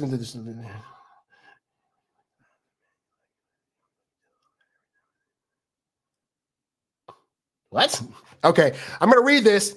So we have a question, and the question goes, what does it mean when you look into the eyes of a man you like? So this is from a woman, I'm assuming. What does it mean when you look into the eyes of a man you like and he looks at you, and we look at each other for a long time, and every time we see each other, we look at each other for a long time, what questions do you answer? Well, I guess that's a different question for me. Okay, so let me reread that for editing purposes. So I got a question in the chat from a woman, and the question goes, what does it mean when you look into the eyes of a man you like, and he looks at you, and we look at each other for a long time, and every time we see each other, we look at each other for a long time? So you're saying it's a man you like. I assume this means this is not necessarily a guy that you're in a relationship with yet. Are you guys dating? Or are you guys just like looking from each other across the room and not approaching each other? Because if you were a guy, I would say if a woman's looking at you this long, dude, approach her. But for the woman that's looking, I would say on the guy's side of things, what it typically means is that he probably likes you also, and he's afraid to make a move. He's afraid he's going to get embarrassed. He's potentially afraid of rejection. And so when guys do that kind of stuff, they're always like, but if she were to approach me and start a conversation, I'd be totally cool with that. The purpose of my channel is to teach guys to just make the approach, regardless of if they think they're going to get rejected or not. But since you're a woman asking the question, I'm going to assume this guy has not learned that lesson and maybe is not, gotten out of being anxious about approaching women. And so at which point you got a decision to make. And the decision is, if you like him and you're thinking he likes you, then what is it that you're going to do to let him know that you like him or that you want to talk to him? Are you going to go up to him and approach him and talk to him? Are you going to bring up conversations? Like, are you just looking also and looking away? Like, what's that look like, So you got to figure out on your own journey in terms of this guy, if you guys aren't in a relationship, not that you have to figure out right now, like what you want from this guy, because you could start talking to him and then it's like, oh, he's actually not a guy I want to talk to. But if he's not making the approach, and you're not a woman that's like, well, if the guy doesn't approach me, I'm out of here, then consider going up to him and starting a conversation about something. Guys are just open to like almost any conversation you want to have. So hopefully that helps you out. Given the details that you gave me, that's really all I can tell you. So hopefully that's helpful. And if there's more details you want to leave, by all means, do that as well. Okay. So let me see what other questions I got during the course of this week. And again, guys, if you have any questions you want to ask me, leave them in the chat and I will happily get to them. So let's see here. Okay. I got a question from a guy that said, Harry, I know this isn't, I did a video about something. So this guy asked the question. He said, Harry, I was wondering if you could cover this question. Can women with low self-esteem really like you, but stay very distant, but will see you at the drop of a hat when you invite her out, following all the rules 1 or 2 times a week after a few months, compared to women with high self-esteem that will reach out whenever they want and not be distant?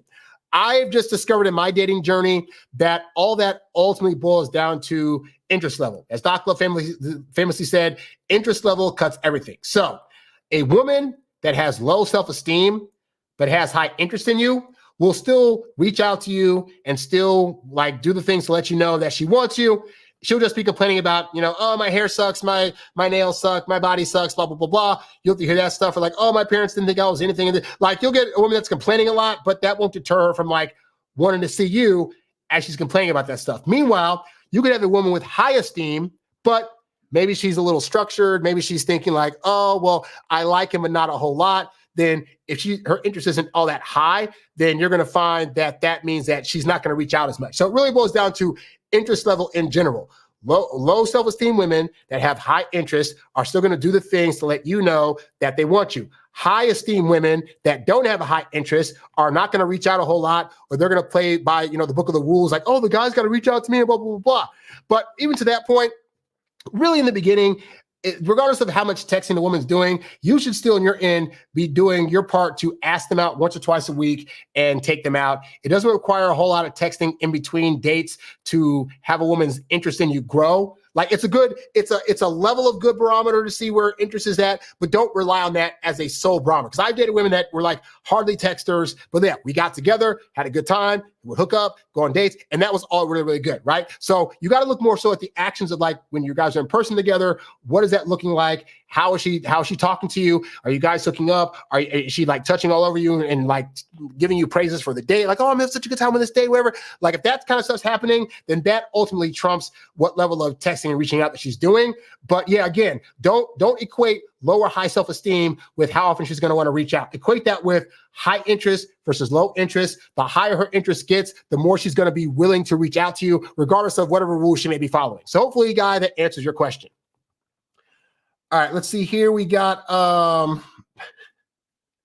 hate this. Okay. So, I do these videos where I talk about how women are, and the goal of these videos is to give you intel and insights into why women do certain actions and do certain things. And I'm hoping that you'll see the videos and think, oh, this was very helpful. I now have a better understanding of how women function, so I can now adjust my game accordingly. And some guys see my videos and get that. And some guys see my videos and think, well, if she's going to be that way, I'm out of here. Or she shouldn't function that way. That's just a low value woman. And this is one of those comments. So I did a video called Nice Guys Who Get Women Avoid These 5 Various Behaviors. Because I talk about like, you can be a nice guy, but avoid doing these things over here that will result in you losing women in spite of you being nice.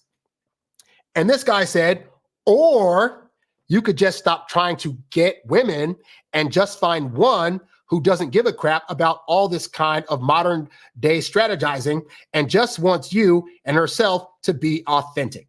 Let's talk about that. Let's talk about that. Okay. So first off, let's talk about where he says this kind of modern day strategizing.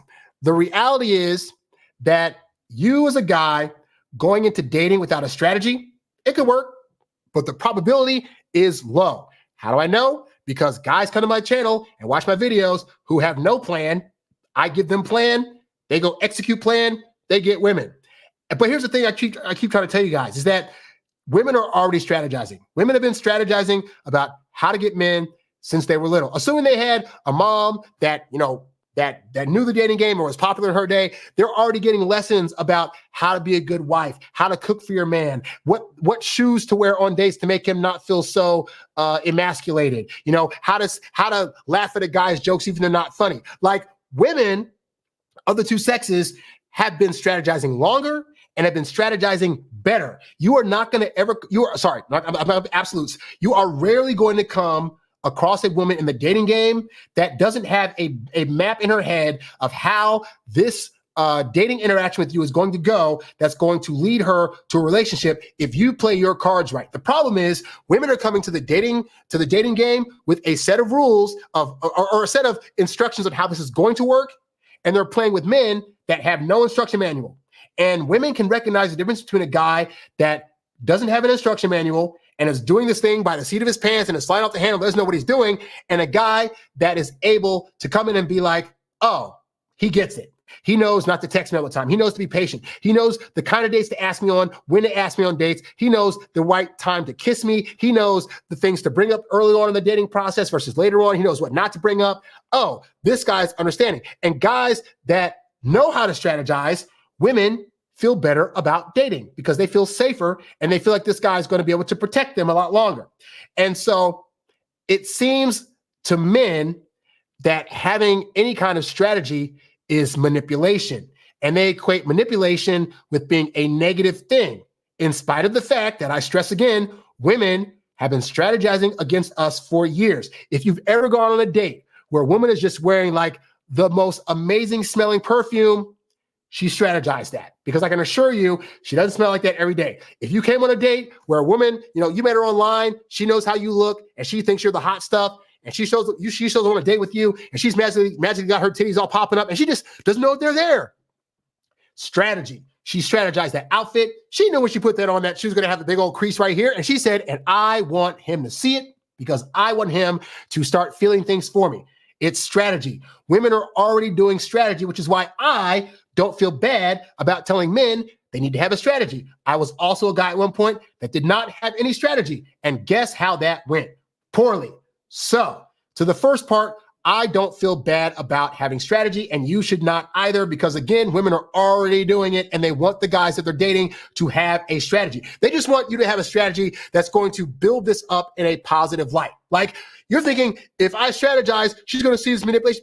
But look at it like this. A woman wants you to take her on a date to have a good time. She wants you to manipulate the situation to where the end result that she has on this date is she has a good time. Women want you to manipulate their bodies. They want you to get them in the bedroom and know the buttons to press on her that's going to result in her having a really good time and darn near explode with orgasm.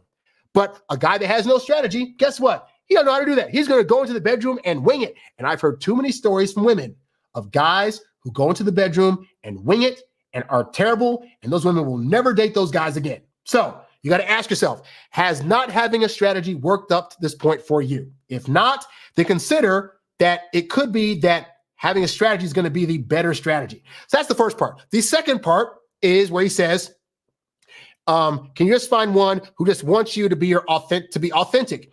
Here's the other problem. What men and what women view as being an authentic dater could very well be two different things. So for example, a nice guy, if you're a nice guy, your version of being an authentic person is reaching out to people to help them, even if they haven't asked you for it. It's saying nothing but nice things. You're not cursing around a person. It's, volunteering yourself to reach out to take a friend to the airport. This is all authentically who you are, and it's great. And in the dating phase, doing those things will turn women off. Because to them, that's not authentic. And you know why it's not authentic? Because they're thinking, what have I done to earn this kind of attention? Now, guys will hear that and think, well, that's just because she went through toxic situations. She doesn't understand a good guy. No. Women that came from healthy environments, that have dated healthily up to this point, they also have the understanding, I need to put in my part so that way we both are getting to know each other and we're both seeing why the other person is a valuable part of this, of potentially being in a relationship, right? And so most good women that have a good head on their shoulders, that understand how dating works, and they understand like, hey, you as a guy got a budget, you have your own time and energy into goals that you have, and so she's not trying to take too much away from that. You coming in and being your authentic self by giving too much of yourself, by volunteering these things to women, that's going to feel inauthentic. So you got to ask yourself a question.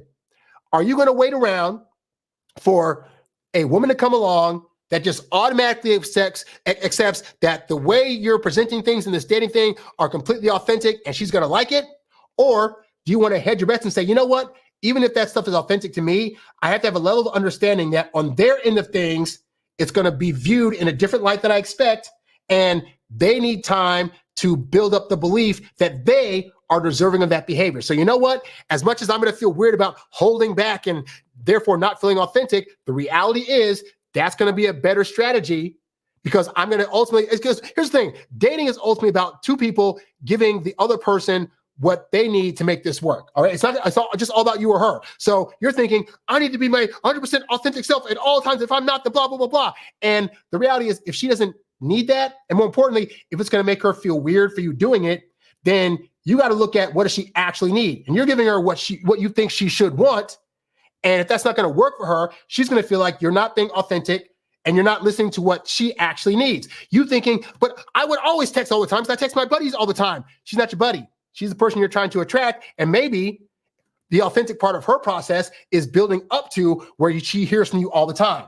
If you're thinking, I should do that from Jump Street, you're going to lose out on a lot of women that would actually work well for you, except for you have an idea of what you're thinking, well, authentic dating looks like this to me. And she's thinking, but authentic looks like this to me. And you're in a rut. And of the two of you guys, sorry to say, she's all about feelings. If what she's feeling is that the actions you're doing are not authentic, even though you're saying that they are, you cannot negotiate to her that, but no, what I'm doing really is authentic. All she's going to hear is like, that's something that a liar would say. You know what? I'm out of here. So you have to understand that women need to they need to have time to get evidence that the way that you're trying to be is how you actually are. And that comes over time. You trying to be all the authenticities on date one by doing all the things you would normally do on a day-to-day in your real life. She doesn't want that. It'd be like, okay, your authentic self is you like to wear like a white t-shirt and shorts around the house. Are you showing up like that on a first date? You're probably not, because that means a level of you understands that you have to put your best foot forward on these dates. Nobody on a date is their 100% authentic self. Women don't smell like that all the time. They don't dress like that all the time. They don't do their hair and makeup like that all the time. On a day-to-day in their house, they're in PJs with makeup off, with their hair in a bun somehow. You don't want her to show up on a date like that, right? So you understand on some level then that there's levels to what's authentic versus when are good times to present certain things and certain aspects as that other person gets to know this. And none of that is being inauthentic. But you need to get out of your head that that women just need to come along and not have a strategy and just accept me for who I am. That is not the real world. Yeah, there might be like a microcosm of a woman that would handle that and be able to do that. But I found most women need to build up to being able to completely accept the totality, authentic version of who you are. And I don't find it to be a bad thing. If you do, hey, you ain't got to listen to me. You came across my video randomly and said this crap. You could easily just say, I'm going to just wait. But how long is that going to take? Versus, hey, you know what? You can show levels of who you are and then know that there's other things that are going to come later. And you're taking a woman on the journey of who your authentic self is versus trying to throw it out all at once and then not understanding why there's repercussions for that. So that's just something I want you to consider. Okay. Let's see. We got a question in the chat. Looks nice. Hey, from my non-leather life. Oh, I'm still watching your channel. I love your stuff. She says, we have been trained in looks maxing from like age 2. So true. Like authenticity is a cope a lot of times. Yeah. And I think that again, because there's this whole thing, this idea of like who you are, it changes depending on the situation. Like, okay, in my dating life, I'm for better or for worse, I'm going to be acting one way. The way I act on a date is not the way I'm going to act at my job. And yet, I don't think those two different people are inauthentic at all. It's understanding that you're going to adapt to the situation that you're in based on the environment that you're in. And as humans, we do that all the time. If I'm in traffic, I like singing songs. I can dance in my apartment, but if I'm trying to dance in my car, I could cause a wreck. But my authentic self is I like to dance when I hear music. That's going to cause a wreck. So I think sometimes men have this, it's just like, I feel like both men and women play stupid at times. I think in this case, men play stupid to the idea that they don't understand, well, I don't want to be a different person. That's going to be inauthentic, but you do that. If you curse in front of your buddies, but you can't curse in front of your mom, you're not being inauthentic in either situation. You're just understanding your environment and adjusting accordingly. That's what I'm trying to get men to get. Anyway, let's see. Let's see what else I got here. Okay, so this is the last comment that I got that I'm going to respond to. Again, guys, if you have any questions you want me to answer in the chat, then leave them in the chat. I will be happy to get to them. So this guy left a comment. Let's see. Okay, so I'd done a video called How Can I Know What I'm Doing Wrong If I Can't Ask Her? And in that video, I mentioned that part of the reason women don't go for guys, part of the reason that women don't like to answer guys' questions is because they feel as though guys should kind of already have their stuff together. And I mentioned that typically this is why women go for older men, because there's an assumption that if he's an older guy, he's been through a lot, he's got his stuff together. And so there's going to be less questioning that he's going to do because he'll just inherently know how women move. And this is true. I find at 42, I know how women function a lot better to where I can predictably guess where a woman's at in the dating cycle with me. I can predict things she's going to say or do or act on depending on how I'm acting. Like it becomes very, very obvious after like a lot of trial and error. But at 20 or 21, you just don't know that. And women can sense that. And so that's why I used to know like women that were like 25 that would date like 40, 50-year-old guys. And now I'm that guy. So anyway, so then this guy said, this is an older guy. He said, I just started dating someone who is 23 years younger. Let me just hold for that. 23 years younger. She's very direct, and the conversations we want/need to have come very easily. And what part of that is because of him, because he's got himself to the point where he now knows what kind of conversations to bring up, when to bring them up, how to have them. And that's just knowledge that most like late teen to 20-year-old dudes just don't understand and don't get. So he says, she told me when we started up that she wanted an older man because we'd already gone through things and had a better idea of how to navigate life, and we were a lot more patient. We're not rushing anything. We're not labeling anything. We're just taking it as it comes. It's kind of nice. So yeah, to his point, she said, we were a lot more patient. Yeah, because I get a lot of like 25 to 35-year-old guys that write me and just like, oh, she did this thing and I don't know what to do and oh, I'm not getting my way. And they're wondering why after like 1 or 2 dates, they're not in a relationship. Or why is it that like, they were texting so heavily and all of a sudden she went away and now he's in a panic. What do I do? What do I do? I just find as an older dude, I don't have those worries. If I text a woman, for example, like the guy earlier, if I text a woman, hey, I got some great plans to do a thing, and she doesn't respond back to that text, but responds to another one, my response is just like, okay, she doesn't want to go. I'll find somebody else. And that's the end of it. I don't have an extreme emotional reaction. If I'm dating I've literally had it where like, if I'm dating a girl and she's like, hey, so this is hard for me to say, but I don't think we should see each other. My response back is literally, well, okay. I have found, by the way, having that reaction usually results in the woman being like, what was that about? What's going on? And then trying to beg for me back later. All right. But it speaks to, again, because I've had that experience, I know as an older man that it doesn't behoove me to try to rush into things or try to like get my way and force my will right away. I found being patient, kind of being a cool, chill back guy results in women feeling like they can trust me more. Also, here's the thing that most younger guys don't get also is that because women are looking for you to lead, they're following your energy level. So I've literally been with women where like, they had a bad day about something or they something happened where like they're panicking, don't know what to do. And they come to me, oh my God, Harry, this thing's happening. And this blah, blah, blah, blah. And I'm just sitting there like, okay, so let's think this through. Like, so what happened? Okay. So like, what can we do to make sure that we're able to get by this thing, or what solutions have we considered so far? And I'm just very even keel and calm. I slow down my talking pace because I know when women are panicking, both of us can't panic. So I've learned if she's panicking, I got to calm all the way down because she's going to see my energy and subconsciously she's going to start feeling like, okay, even though I'm panicking, he seems to still be put together. He's not freaking out. And so you know what? If he's not freaking out, maybe I don't need to freak out. And I've been able to calm down a lot of women just being a calm, chilled guy, But again, younger dudes are thinking, if she's panicking, I got to panic. And now you're both panicking. And now she doesn't feel safe because she's not able to look at you and be like, am I going to get out of this? And that makes her trust you less. So as you get older and you start taking things less personally, i.e. being more indifferent in a positive way, you'll find that more women will be attracted to you because they'll be like, oh, he seems to be put together. The other part, he said, we're not rushing anything. We're not labeling anything. When he says we, he means I. He means he is the guy. He's not trying to rush her agenda. He's not trying to be like, hey, it's been a couple of months. We should like be boyfriend and girlfriend. Let's put a title on this thing because you as the guy should never, never, never be chasing a title. It's a weird Jedi mind trick of like, you can date a woman knowing that you fully want her in a relationship, but at the same time, you cannot be the one to bring up wanting a relationship. Because again, it matters what she's feeling, where she's at in her journey. You're always going to feel things faster. Just it is what it is, guys. But sometimes we trick ourselves into thinking because we're already there and she's not there yet, that it's never going to happen. And I used to think the same thing until I started applying patience to my game. And it only takes a couple of times for you to be like, okay, look, I know I want to rush this thing, but Harry's saying be patient. So you know what? I'm going to slow things down. I'm not going to bring up relationships, not going to bring up titles, and I'm just going to be chill. I'm just going to do what he said and be consistent in asking her out and just see where it takes me. And I found, honestly, if you're doing that, it takes no more than 2.5 months, 3 months max before she's coming to you wondering, where's this going? And if you've done that enough times, you'll see that this is true. But again, that's the knowledge of an older guy.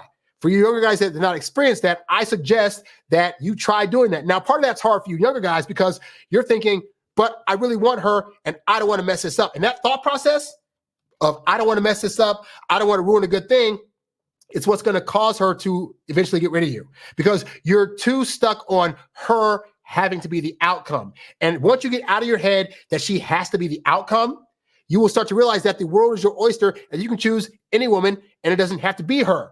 And she will get that feeling. She will get the feeling of like, I mean, he likes me, but it doesn't seem like he's obsessed or that I have to be his choice. Now I want to be his choice, at which point she'll understand she has to work towards impressing you, much like you're doing your part to impress her by taking her on dates, by initiating certain conversations, right? And so, yeah, that's the thing of like, that's why it's important for you as a guy not to be trying to rush and not to be trying to add labels. As you do that less, you'll find your results with women will increase, and then you'll be the one that has the pick of the litter of who you want to date. That's just what I found in my personal dating journey. It's worked for guys that I've coached. So maybe, hopefully, that'll also help this. So what this guy's saying is completely true. This older guy that's dating the woman that's 23 years younger, this is what he's experiencing. That by not rushing the process, it's, quote, it's kind of nice. Because he's probably gone through the thing in the past of, I want to try to rush things. I want to try to add labels, and it ain't vibing right. And here's this younger woman coming along. He ain't got to do that, and they're having a grand old time. And that could be you also, guy. And if you need help figuring out how to get to that point, go to introvertdatingsuccess.com, sign up for my one-on-one coaching, sign up for my ebooks and audiobooks, sign up for my Introvert Dating Success Academy community, where we have a plethora of all my video courses, all my ebooks, and you get one-on-one time with me in that particular program that will allow you to get a better scope of what's actually going on in dating and how you can better your relationships with women. All right. See, we got a question in the chat. All right. We got a question in the chat, and the question goes, hey, Harry, so if a woman is being disrespectful and calling me disrespectful because I am not messaging or calling her 3 times a day after the first date, and she blew me off, she's the crazy one, right? She told me to either F off or chase her. I told her, nah, thanks, but feel free to reach out. Bye-bye. All right. So first of all, the answer is, I wouldn't say crazy. I would say that the fact that she's asking for that much attention this early on is a huge red flag, and you did yourself a favor by getting out of that, right? But I like this guy's message because this points out something else that I try to stress to you guys, right? And it's this, is that a lot of the things that I teach are things that are going to help you find a woman that is healthy, has a good head on her shoulders, and understands the dating game, right? And here's the thing, is that women that are the opposite of that they're very anxious and they're nervous, and maybe they didn't get a lot of attention as a kid, so they're always trying to be attention seekers. The things that I talk about will not work on those women. Like, some levels of it'll work, but the reality is that women that have had tragic circumstances and have had trauma, and more importantly, have not worked through that trauma, because I'm not saying that women that have gone through trauma can't get themselves to a point where they have a better understanding and know how things work. But women that have gone through excessive trauma, their viewpoint of the world is in a way where everybody's always out to get them, and they're always needing like attaboys and go get them, and they always need if the guy's attention is not on her 24/7, then she's going to feel some kind of way about that. And those women are very hard to date. So I say it because when you're doing things like this, when you're being, for example, with the texting thing, right? When you're being patient in between dates and you're not texting women, this is actually a test that you're giving to see what her level of response is going to be to that. Because some women, if you don't text in between dates, they won't bring it up, or they might say like, oh, so I know she didn't text me, what's going on, blah, blah, blah, blah. And that's fine. Those are women that are like, hey, they objectively are like, maybe they wanted you to text more, but they're not going to like burn you down with their, make you feel bad about it. Or they're just understanding like, hey, we just started to get to know each other. Maybe he's not trying to, be too much in my face. And actually, most women I find kind of like that because it gives them time to think about you more and like things like that. So, but that's a healthy woman, right? So if you're doing the texting thing, for example, right, where you're not texting between dates, you're going to find either she doesn't respond, fantastic. You're going to find that she might say like, hey, so I'm just curious, like, are you not like a big texter? That's like a big thing women will say, like, are you just not a big texter? At which point I explain to them, well, like I find that I'm really just more of like a text to get a date guy. Like, I really like to have more of my conversations in person. That way nothing can be misconstrued and we both understand what's being said, because you send stuff through text and you send the wrong kind of joke and she doesn't get your humor, it's over, right? And usually women will be like, oh, okay, I totally get that.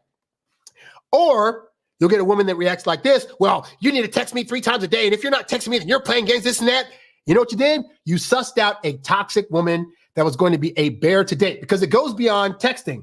She's going to wonder during the day, or you guys will be out walking somewhere and you happen to glance over at a woman that walks by. Oh, why are you looking at that woman? Oh my God, what's going on? This and that.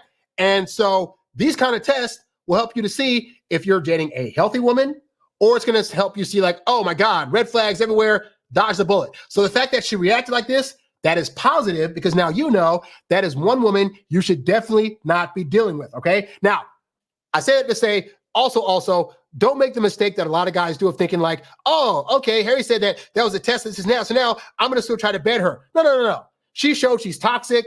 If you decide to mess with her after that, and then you get mad later that she's still toxic, she already showed you she was going to be toxic. Let's not follow that train. All right. So, but yeah, you did the complete right thing by basically saying bye-bye. If she reaches out to you, I'd still be really careful, because this is not, I'm just looking objectively how she responded. The fact that after one date, she's already saying like, oh, you're being toxic and disrespectful because you're not texting me 3 times, blah, blah, blah. She's going to be very, very demanding. And I'd say there are other women out there that will not. The women that I tend to date, I find don't need me to text them nonstop. don't need me to compliment them all the time or be up under them nonstop. And hey, I'm an introvert. I don't need that kind of stress. So a woman bringing that kind of stress to me already, she'd already be out. So hopefully that gives you some perspective. But again, you do with that what you will. So this is the guy that said about the running late, and the woman said like, "Oh, I'm running late, babe," whatever. He said, "Thanks. I didn't overreact when she said I'm running late, babe. Just said I'll see you in a bit," which was like 5 minutes. And in our conversation, she mentioned she wanted to get closer to me. I was cool. I was cool there too. And she mentioned she wanted to get closer to my sister too. LOL. We go to the same church. Again, I kept cool. She interacted with her a little already. Okay, that's cool. Like, hey, I'm all for ideally so you got to look at the scenario that you're in and how that plays out. Because I'm typically the guy that's like, hey, you're not trying to introduce women to like friends and family early on, but you got to look at your scenario. If this is a scenario where you guys go to the same church, then it's not hard for her to run into that. So again, you still stay on the pathway of like, okay, even though some of these things may be happening a bit earlier, do not assume at any time that this means that she is ready for a relationship, because guys will take things like, oh, she's texting me nonstop now. She's calling me babe. She wants to meet my sister. Guys will see those things and say, and based on that, she wants a relationship. I should totally be the one to now initiate the conversation. Don't do that. Again, still follow the protocol of we want her to come to you asking about a relationship. Until that happens, just all these things are bonuses and they're fantastic. Do not assume that they mean that you should be getting into a relationship quite yet, okay? But glad to see that's happening. Okay. Then this guy is responding in reference to the previous thing about saying she told me to either F off or chase her about the texting thing. So then he says she rage bombed me. And she calls quits. So she actually did me a favor, but called me a narcissist, which to be fair, felt bad. I mean, the reality is you getting called anything by a woman is going to hit at your ego. And that's what they do. They're known for trying to figure out the hot spots that are going to really dig at a guy. And so, calling you narcissist, calling you incel, calling you all these things are designed to rile you up. I like the comedian Bill Burr. He had a comedy special one time where he said, at the point that a woman starts just calling you names, it means that she knows that she lost the argument and you won.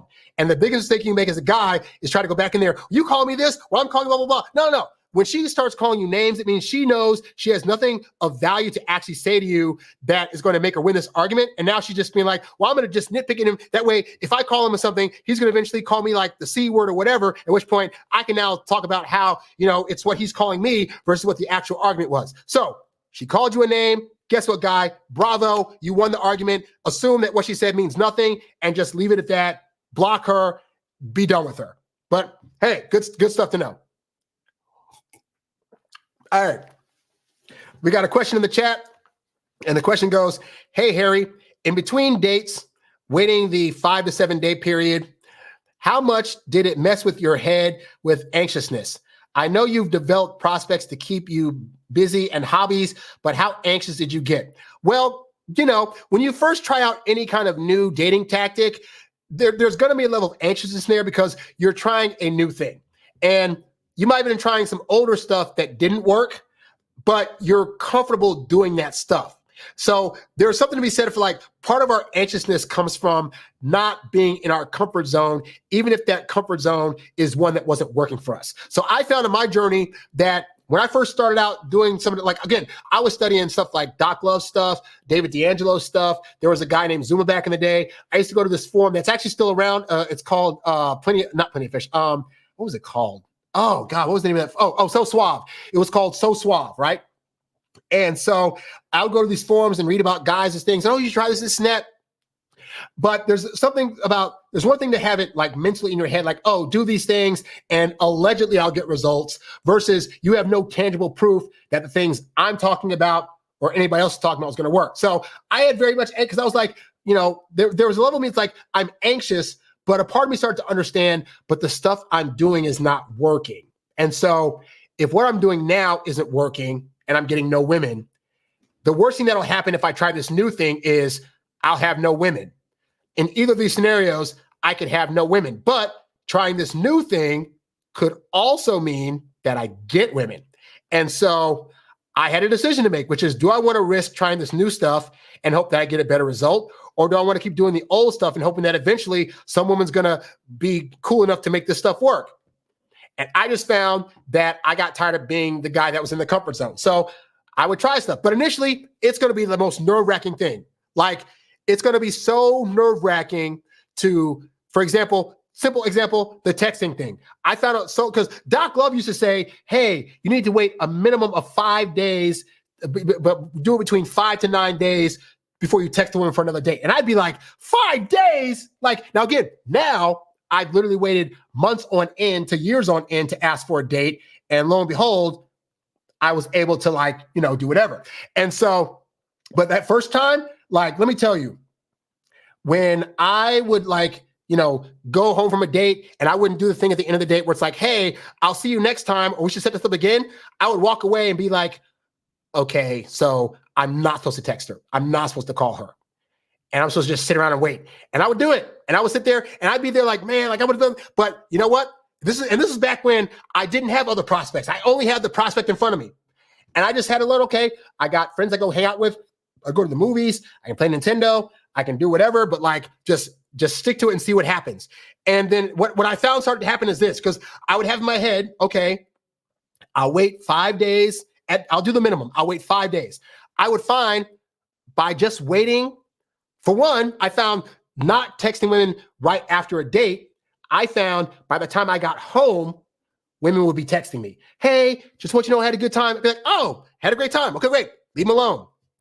By day 2 or 3, hey, so-and-so, just want to see how your day's going. And that's when I started to learn, oh, shoot, do women get anxious also? Like if I don't reach out to them, are they thinking that I don't like them? Are they the ones that now have to come after me? And that's when I started to learn the mantra of, if they're chasing you, they can't be replacing you. Because I learned that if I just left a little bit of patience between my dates, that if I just focused on the date and focused on showing them a really good time, they're not having the same good time with other guys that they're potentially taking them out.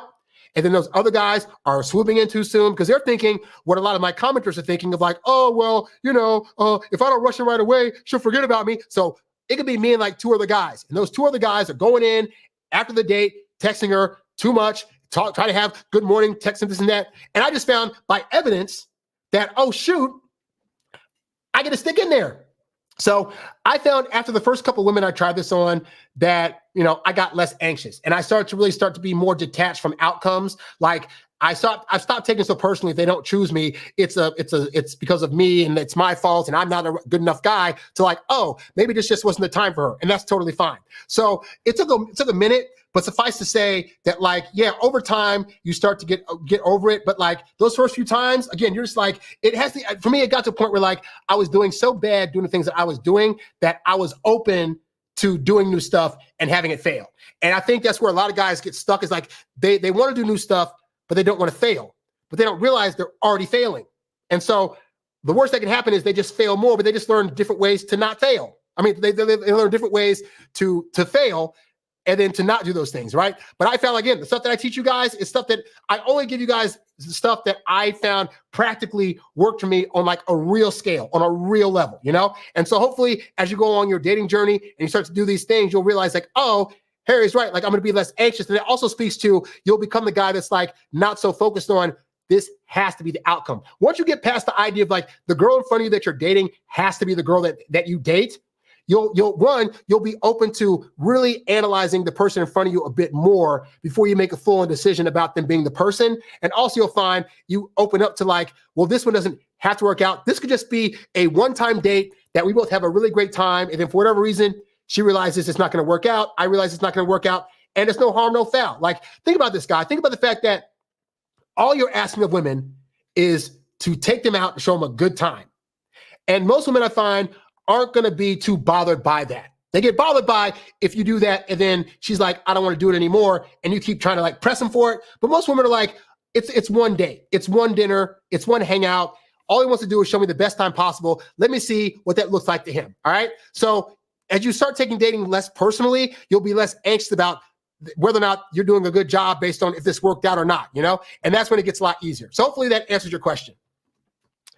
Let's see. Thank you for the super chat. I don't know what what huff is, but I'll look that up afterwards. But thank you. I appreciate any super chat you guys want to send me, because I really put a lot of effort into these shows and about answering you guys' questions. And of course, you can always go to the website for more of that stuff. Okay. So then this guy said, the same guy says, it really is. Did you experience actual pain like headaches and crazy emotions while learning? The stuff is great, but definitely hard at times, but repeating your courses are great. How did you have a good time as an introvert? Was it hard to enjoy it during the activities, especially if one is always working and never going out as much? Well, even though I'm an introvert, I understand that in order to meet women and to date, I got to go out of my apartment. So, but as the guy that is planning this stuff, I would plan stuff that I think that she would enjoy, but that I would also like. So there's none of this, oh, well, I would enjoy a pizza, but she'd probably enjoy like $1,000 steak dinner. So I'm going to do that. I would plan stuff that I knew was fun and that she could now be a part of, laser tag, beach walks, et cetera, right? But I found I never really got like even if I was anxious, I never really got like the level of headaches or dizziness or throwing up and stuff like that. That just, because again, like I always had like a kind of level head about stuff. So I knew on one hand, like all I can do on these dates is the best I could possibly do. And I have to assume that what I did this. I learned, in between dates, it's very easy to try to second guess whether or not you did a good job. Because you're thinking, okay, I'm going to wait the 5 or 9 days that Harry said, but I'm not getting any intel in the meantime about if she had a good time or not. I don't know if she's going to be hurt by me doing this. And I just learned the end all be all best way for me to get intel on if I did a good job on a date was to ask for another date and wait for her to say yes. And I learned for that to be my sole intel. So what did that do? What it did was it made it easier for my brain to shut off in between the times I was going to contact her, because now I'm not sitting there. So here's the thing. Part of the reason we get anxious is because anxiousness is basically our body's way of saying, I want to control outcomes, but I don't know how to do that in this capacity. And the reality is you can only control the outcome so much, but in dating, there's another person over there that has a say in what this outcome is. And so if you're pressed on, I'm trying to control things to get the outcome that I want, that's going to cause you to be extra anxious. So I had to learn, hey, I can only do my part of the process, which is be over here and do the best date I can. And then just know that you'll get intel on how good of a job you did in 4 to 5 days when you ask her for another date. And so I would just leave it to like, okay, I did about the job I could do. In between dates at that point, I'd let my brain shut off. And, I might be looking for a text here or there to, get some quicker intel, but no, I would just leave it alone. And I would either go on a dating app, find another date, or I would hang out with my friends, do whatever. And then I just learned again, when I those 4 or 5 days would pass, I would ask for another date. Hey, so-and-so, hope you're having a great week. I wanted to see if you're free on such and such a day to do an activity. Let me know if this time works. Boom. And then I sit. And that, me sending that out is my way of saying, did I do a good job on the date? And her response back of, sure, that sounds fun. That lets me know she had fun on the previous date. Therefore, she already knows she's going to have a good time on this date, which means I did a good job. Yay. And that's the only intel I look for. So I don't look for, I'm not thinking like, oh my God, what if I did, where my college? I'm looking for, I took her on a date. When I ask for the next date, that is my indication that I did a good job or a bad job. And if she says anything other than yes, oh, I'm busy this week, oh, something else came up, blah, blah, blah, blah, then I know, okay, whatever time I showed her, it wasn't for her. Now I know. So I don't mind waiting 4 days for that intel. And some guys do. Some guys are like, I need to know tonight. I got to send her after date text.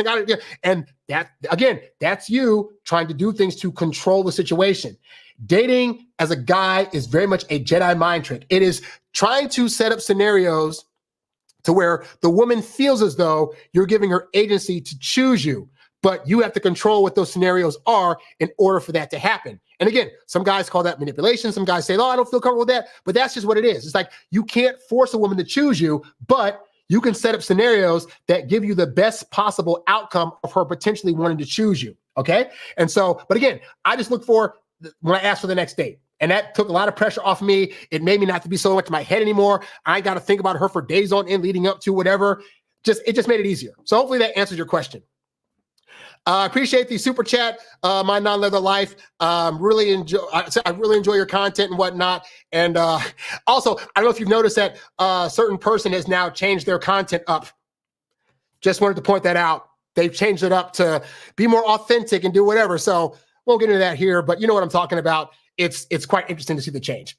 Anyway, guys, that's all I got for today's stream. Thank you so much for checking out this live stream. If you liked it, you can leave super chats after this. Also, feel free to leave comments under my other various videos because I read through my comments during the course of the week to make these shows. Like I said, I'm probably going to only do like 2 or 3 of these shows a month because I'm going to start doing more lives for members that are part of my Introvert Dating Success Membership Academy. So feel free to consider joining that because there's a lot of great video courses in there, audio books.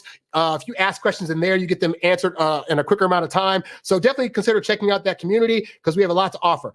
And be sure to go there also to check out my ebooks, audiobooks, programs, all designed to help you date as your introverted self while getting your precious alone time. Thank you guys so much for checking out this show. I'm Harry Wilmington, and I will catch you guys on the next one. I'm out. Peace.